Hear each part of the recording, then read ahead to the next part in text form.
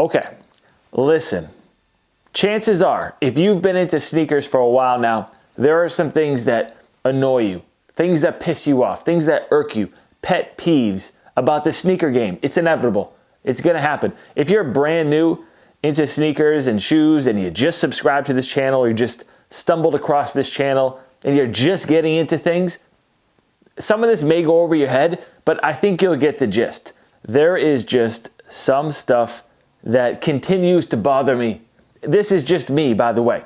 It might not be you. I'm just making this video because these things have bothered me for a little while, and I kind of want to know if I'm alone on them. Am I the only one that gets pissed off by these things or annoyed a little bit? It's not that serious. It's just some stuff that, you know, when I see, I'm like, ugh, boo. Anyway, 5 things that piss me off about sneakerheads, pet peeves. Let me know if I am alone on this island and I'm the only one feeling this way, or if you're on the same page. Let's do it. Numero uno, and this is a big one. This is a big one. I might be the only one that feels like this. The word sneakerhead. The word sneakerhead. I despise the word. I can't stand it. The problem is there really isn't another word to describe us, people in this niche, what we're doing, collecting shoes. Like, that's the word. That's what people on the outside describe us as. I feel like when you put on a fresh pair of shoes and it goes well with your outfit and you look good, there's a coolness factor there that is kind of above the next guy, a little bit more fashionable. But when you throw the word sneakerhead to describe your look and kind of who you are, it doesn't sound cool to me. It's like almost the way it sounds and looks is the biggest problem. Sneakerhead. Like, why? Why that? And I'm not gonna go off on a big tangent about each one of these because I gotta keep it rolling. But let me give you a real quick example of why I don't like this word. So, someone that I went to high school with, barely an acquaintance, I bumped into somewhat recently. This is like a year or two ago. So I'm across the restaurant. So I enter the restaurant, they're sitting down, and I'm like, ugh. I like to avoid situations like that. I don't know if I'm alone with that as well. I'm not trying to have that awkward convo with someone I haven't seen in a long time, and we weren't even tight to begin with. They're here with a party of people, and they see me, they raise the hand, they like holler for me to come over. I'm like, ugh. Why? I'm just trying to have a drink, trying to have an app or two, not trying to have this awkward conversation. Not being rude, I go over, I say hi. The first thing that this individual does to describe me to the rest of the table is say, "This is Eddie, he's a sneakerhead." I'm like looking to see if there's an eject button around me to literally launch me through the ceiling of this restaurant so that I can exit as quickly as possible. Why am I described as a sneakerhead by someone I haven't seen in the longest time? Sneakers don't define me. Not at all. It's not all that I am. It's just a part of my life. But it's not who I am. It's not how I should be introduced to people that I've never met. Like, that dude is a lame to me forever. That term sneakerhead is lame as well. I'm sorry to say it. I'm sorry to say that the word sneakerhead is lame. Don't be offended if you have pride in being a sneakerhead. It's all good. This is just my opinion on it.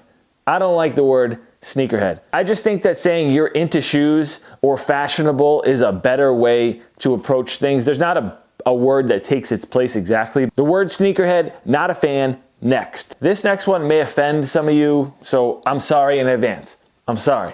Very sorry. Not sorry. Sorry in advance. Resellers. Okay, so we're not going down this hole. We're not going down the rabbit hole of resellers. There's some big time resellers making money, doing their thing, profiting off us. Cool. Different conversation. But then there are some sneakerhead resellers, lemonade stand resellers, micro machine resellers, part-time resellers, little ants in the sneakerhead resell game. And to be honest, bothers me a little bit, because here's why. Are you into shoes or not? Do you like them to wear or not? Are you trying to buy that shoe to put on your feet or not? It's a pretty simple question. I think that some people struggle with deciding if they like a shoe or not. And that's kind of the root of the problem. If you don't know if you like the shoe or not, definitively, by the time it releases, after you've seen tons of videos, tons of pictures, tons of blog posts, if you don't know, chances are that shoe is not for you. But then you see what they're reselling for. You see what you could get if you bought that shoe and you flipped it. That changes your mind. You're like, oh, I'm just going to go for it. I'm going to go for it. I'm going to sell it. So what's that doing? It's just making it more difficult for someone that's just like you when you actually want to buy that shoe to wear. I'd be willing to bet that more than half the people buying shoes nowadays just want to resell them. Just want to get that quick buck and make money off of us. Like, you're making money off of a community that you're part of. I personally never go for a shoe just to flip it. It's not my style, not what I'm into. Do you, but it's not for me. And that steers us right into the next point, which is the word bricks. Sneakerheads talking about the word bricks. Okay, hold on a second. What are we talking about here? Are you a reseller? Because bricks are pretty much a reseller term, meaning that they can't make money off of a shoe because they're everywhere. They're flooded. You're not going to make a quick $200 or $300 flip on a shoe. So when someone that's into shoes to wear gets upset when something's a brick, it's sending mixed signals. It shouldn't matter if it's reselling or not. I'm going to give you an example of bricks, quote unquote bricks, right here. Jordan 3s, the cool grays.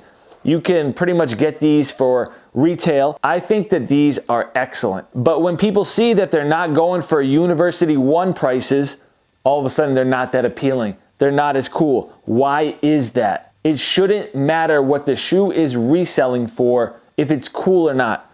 If it's a brick to you, okay, you're a reseller. Have fun with that. Another amazing example of a brick. I can't believe people would call infrared 90s a brick.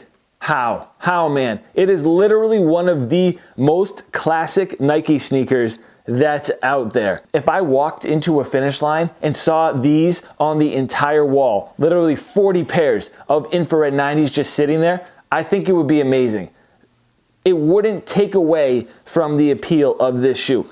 Just because you could get it under retail or it was readily available, that's the biggest problem. People just deciding if a shoe is cool or not based off the resale price. Can't stand it. Switching gears completely.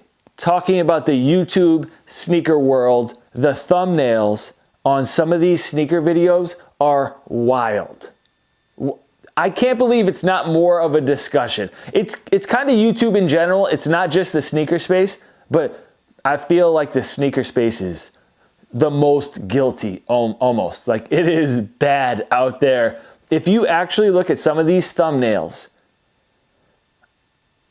they're weird. Just like the thumbnail on this video right now. The crazy shocked face, the wild reaction. It's just such a reach for me that me personally, again, this is just me, I don't feel comfortable doing it. Because I'll click on some of those videos and I won't see that same reaction. I won't see that same response. So it's almost like a lie. But then again, that is part of YouTube. Clickbait, all that stuff. It plays a huge part. I watch those videos.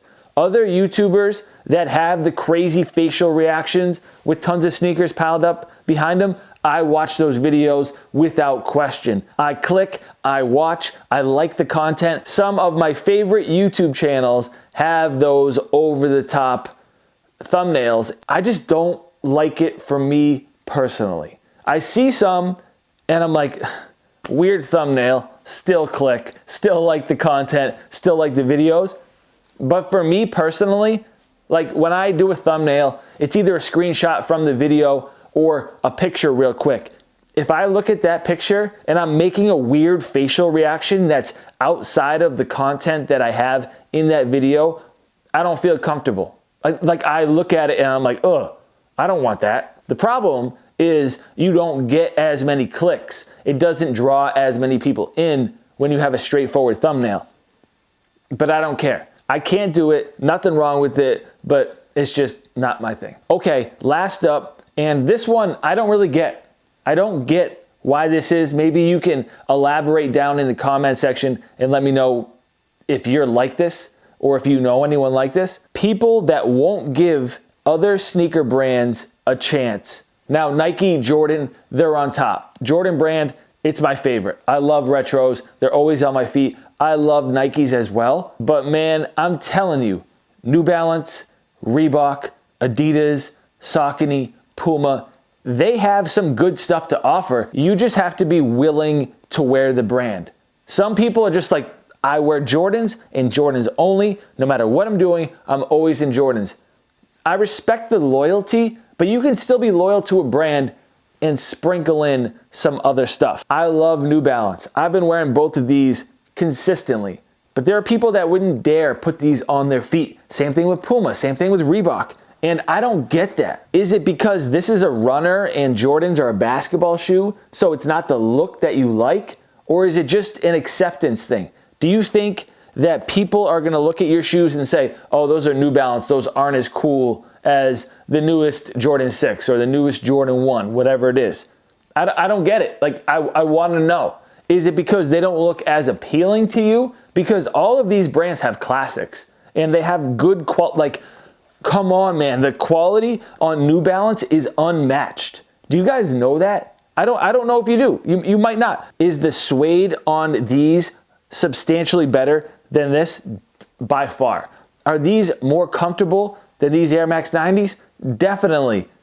I like the look of both. Broaden your horizons, get some new brands into your rotation, and I'm telling you, the sneaker world has a lot more to offer than just what Nike and Jordan show you and the hyped up releases.